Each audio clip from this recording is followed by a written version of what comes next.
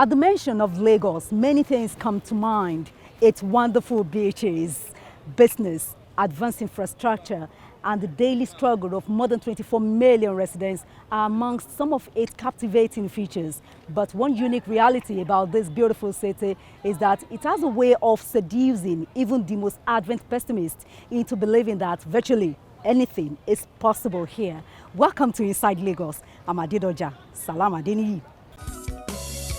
Ẹni tí ò dé kó ìrìn ẹkù kan. Àwa ni center of excellence. Ẹni ò dé kó ìrìn ẹkù kan. Àwa ni center of excellence. Mo ní pé bó o bá dé kó ìrìn ẹkù kan. Àwa ni center of excellence. Àwọn òyìnbó débẹ̀ wọ́n rí tá a jẹ́ ṣe. Àwa ni center of excellence. Haúsá débẹ̀ wọ́n rí tá a jẹ́ ṣe. Àwa ni center of excellence. Àwọn Ìgbò débẹ̀ wọ́n rí tá a jẹ́ ṣe. Àwa ni center of excellence. Gbogbo Yorùbá débẹ̀ wọ́n rí tí wọ́n mú lọ. Àwa ni center of excellence. Ẹni òde kó ìrìn ẹkù kan. Èkó ò ní bàjẹ́ lórí àwa. Àwa ni center of excellence. Ọ̀pọ̀ ò bá dé kó ìrìn ẹkù kan. It is cherry news for the people of IKORODU area and of course Lagosians as a whole, as the 32 metric tons per hour IMOTA rice mill being constructed by the state government is set to start operations before the end of first quarter in 2022. Governor Babajide Sanwo-OLU gave this assurance at a major tour of the project site. We were there. Lagos, Nigeria's frontline economic hub, is a city of aquatic splendor and the smallest state in the country in terms of land mass, with a size of 3,345 square kilometers. The state government believes its strategic investment in agriculture and other infrastructure is a deliberate attempt at putting Lagos on the map as a major food belt in the country. In its agricultural roadmap, completing the 32 metric tons per hour IMOTA rice mill in IKORODU is non-negotiable and central to Governor Babajide Sanwo-OLU's themes agenda. 2 years after his first visit, Mr. Sanwo-OLU is making another round of an on-the-spot assessment of the biggest agro projects being undertaken by a sub-national government.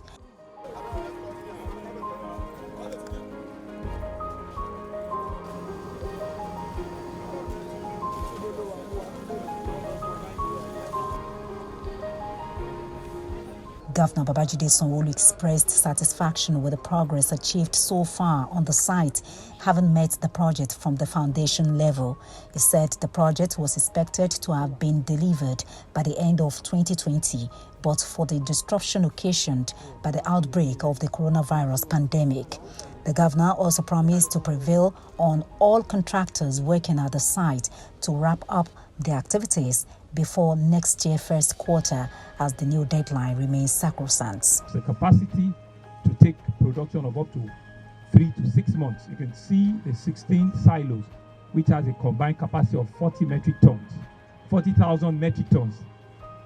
Each one of them is 2,500 metric tons, 40,000 metric tons.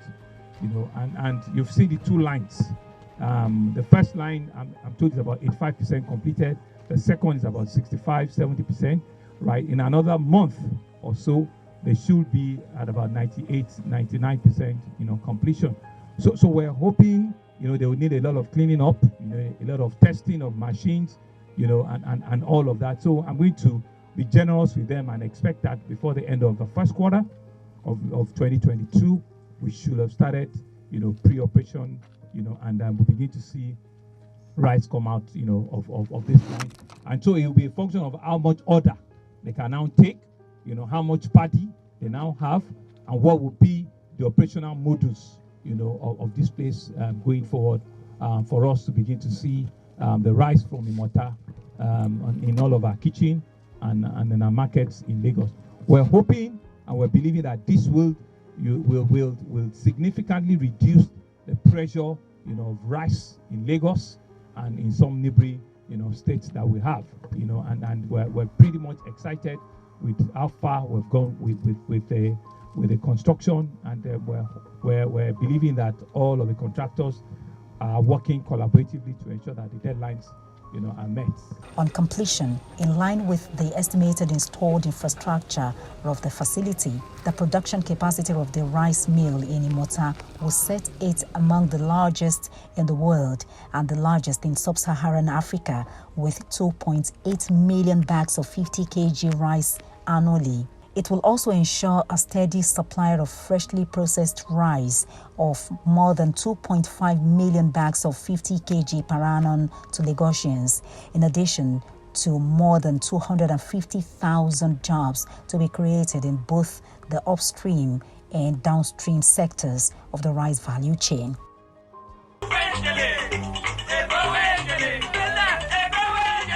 In another development, Governor GOV.SANWO-OLU has inaugurated 4 schools infrastructure projects at the Lagos State Model College in IKORODU. Governor Sanwo-Olu also spared time to engage in a heart-to-heart talk with the pupils on bullying. As part of the Lagos State government's undeniable commitment to revamping the educational sector, Governor Sanwo-Olu has inaugurated a new 182-bed female dormitory and 12 classroom block in the State Model College, IKORODU.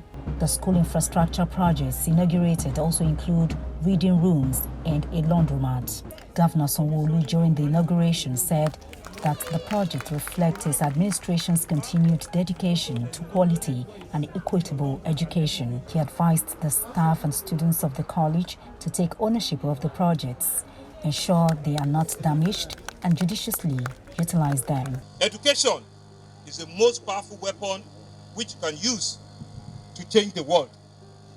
Education is the most powerful weapon for which you can use to change the world. This is our belief. And for all of us in Lagos State, we continue to have substantial investment in the educational sector. We'll continue to build, we'll continue to rehabilitate, we'll continue to equip all of our schools as necessary. I'm sure you know that in our team's agenda, the first E in teams is education and technology. And so it's not by chance that we're doing what we're doing. It's deliberate from the beginning. And let me tell you today that we believe that our students, they need the right enabling environment, they need the right skills, and they need the right knowledge to be able to compete globally. Our ranking of you is not just local, it's not just in Lagos, it's a global ranking that I want to give you. And that's why this government, year on year, has continued to increase our allocation to education. This current year, we have targeted a total of 139 billion, which is the second largest after infrastructure for 2021. However, in 2022, that figure has even gone up by over 22%, and we're estimating to spend about 171 billion next year for education alone. This figure represents 12.6% of our total budget. The only other budget that is surpassing that figure is budget for infrastructure, which is the road. And so you can see that we're not just talking it. In education, we want to ensure that we touch all of our schools and touch all of your lives as a student. Because, like I said, education is the most singular thing that can make you to compete globally tomorrow. And that's why I'm happy that in less than 3 years, we've been able to do over 1,097 projects. We have touched over 970 schools. We have renovated over 322 public schools. We have handed over almost 200,000 composite furniture all around the state. And so we believe that an effective teaching and learning can only come in a place that is conducive, the environment is interesting, and so our goal is to keep providing the necessary environment and tools and infrastructure for the students and the teachers will continue, and we're not just paying lip service to it. The governor noted that the state government was building world-class schools and equipping the students with the requisite knowledge and skills to compete globally, as the investment and interventions in schools have been yielding positive results. I've been told that the results that are coming out from this particular model college is getting to about 95% success. And in the entire District 2, I'm hearing about 86% success in the whole of District 2. So you can see that we are beginning to see the effect of all the investment that we're making onto you. The investment in our teachers, the investment in the learning environment, the investment in the students, the investment in the infrastructure, the investment that we're putting onto you, because we see and we know that you are indeed the future that we see, you are indeed the future that we hope for, you are indeed the future that can take this country to the height that will be the envy of the entire world. Governor Babajide Sanwo-OLU also spared time to engage in a heart-to-heart talk with the pupils on bullying. He frowned at any action taken up by pupils to become overbearing on their mates and anyone partaking in organized intimidation of students. He told the pupils that bullying must not be seen as a sign of courage, but antics of physical weakness, urging them to immediately report anyone intimidating them. As I want to encourage you today, I also want to admonish you.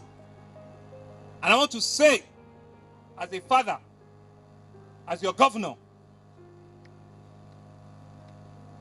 I do not want to have students that will be condoling bullying or cultism in your schools. You have to renounce and deny and stay away from this kind of acts. And that's why we're telling you, when I was commissioning the hostels, I said so. This hostel is for junior secondary school girls.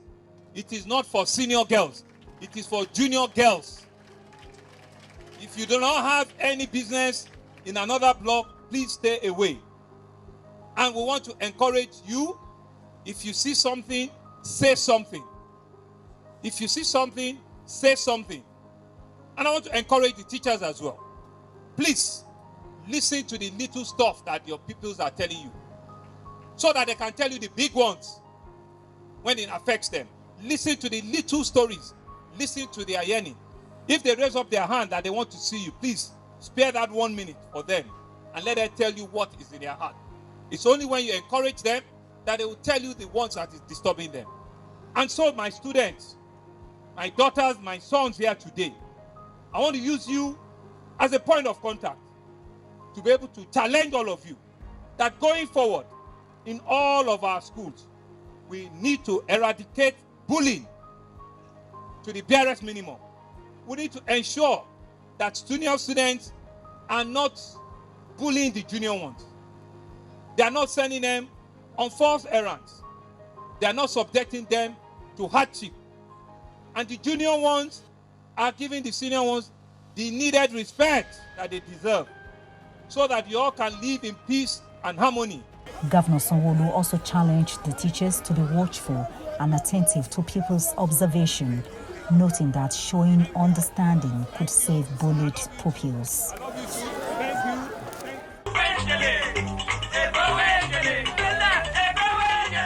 Governor Babajide Sanwo-OLU has promised to deal with any civil servants sabotaging the government's efforts in carrying out regulations set by the government in the housing sector.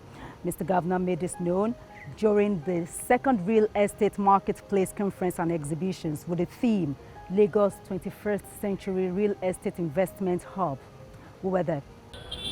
Lagos is the #1 destination for urban migration in Nigeria, and no doubt presents real estate challenges and opportunities. With a huge rent market, Lagos also has a strong buy market. But the challenge is that real estate is currently not an organized sector. To properly organize that space, there is need for periodic engagements and networking with players and practitioners in the real estate sector to drive marketing strategies and investment opportunities that will reduce the housing deficit in Lagos State. As regulators of real estate, we advise investors and investees to make Lasriria their first point of call of contact before investing in any property in different parts of Lagos State by logging on to the lasriria.lagostate.gov.ng platform to know the accreditation status of the practitioner or organization, as the case may be. The opportunity for community. This panel session identifies challenges and provides solutions. Our real estate market is an investor jungle. It's unregulated in two sides. One, the buyers don't know who is who. For investors, it's also a jungle.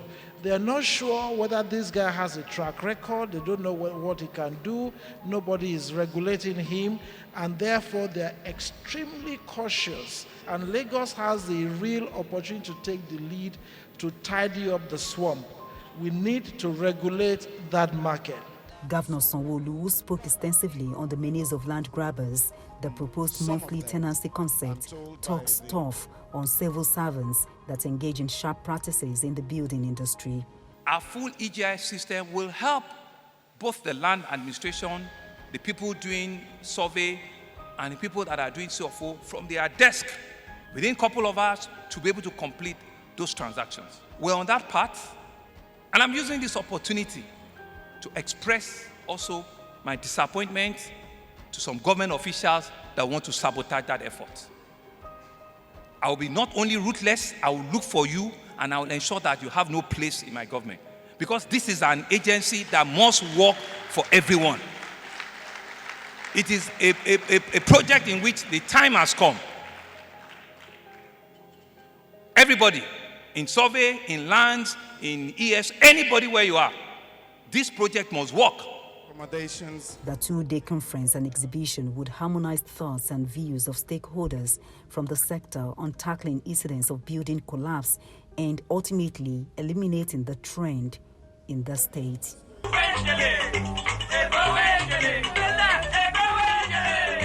right, step right, step. The Made in Lagos State Food Festival kicked off on Sunday with an unfamiliar chef, Governor Babajide Sanwo-Olu. Clad in a black apron, the governor set up the symbolic outdoor kitchen and prepared stir-fried rice, the official meal of the occasion, in full glare of the public.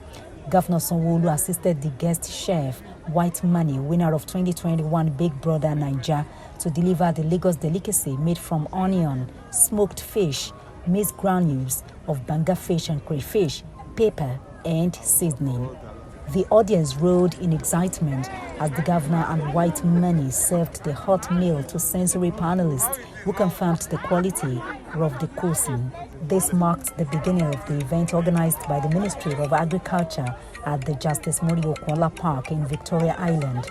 The initiative, formerly known as Seafood Festival, is a yearly event hosted by the state government to exhibit local delicacies and agricultural commodities produced in Lagos for international markets.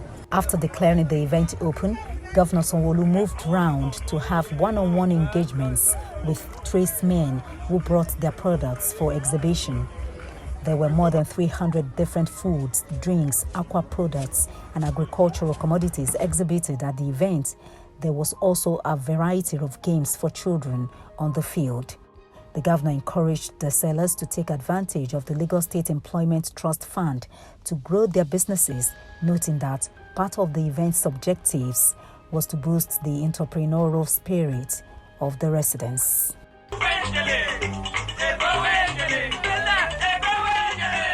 Governor Babajide Sanwo-Olu has received the All Marks of Labour Award for exemplary leadership and transparency in public health management and control of COVID-19 outbreak in Nigeria. The All Marks of Labour Foundation was established in 1996 and marked its 25 years anniversary. The foundation identifies Nigerians, Africans, and people of black race who have achieved success through hard work, honesty, integrity, and justice in every field of human endeavor. As one of the recipients, Governor Babajide Sanwo-OLU of Lagos State received the award for successfully managing the COVID-19 pandemic and turning around what could have been a tragic episode for Nigeria following the outbreak of the coronavirus in the world last year. The Minister of Science, Technology and Innovation, INAUGURATES, who was supported by Sokoto State Governor Aminu Tambuwa, presented the governor with the award during the All Marks of Labour 25th Anniversary Role Model Awards at the Rental Hotel VI, Lagos.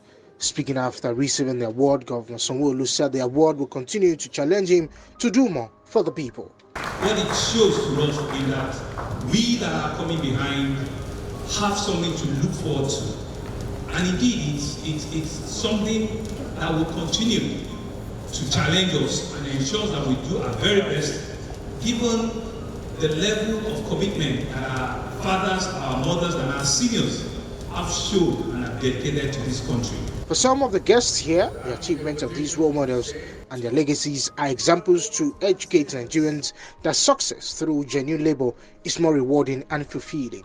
Very encouraging, especially to younger ones, and I encourage that younger Nigerians should identify one or two role models that they always look after and look on to as their own models for them to really not exactly copy, but to emulate and learn about their lives and how they sacrifice their time and their resources and their intellect and all that God has given them in the service of humanity. We have the very best in every field of life, and this body that has given honor to them today, I'm very happy with them for identifying them, for commending them, for obviously rewarding them.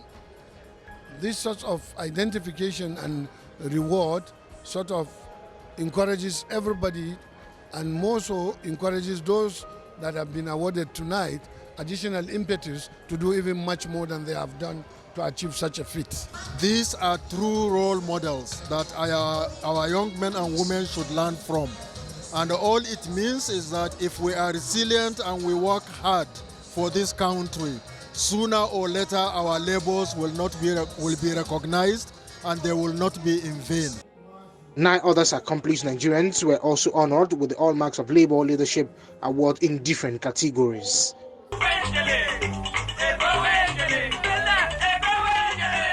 Congratulations to Governor Babajide Sanwo-OLU, and that does it on today's episode of Inside Lagos. Many thanks for being a part of it. I'm Adedoja Salam Adeni. Next week is another date. Bye.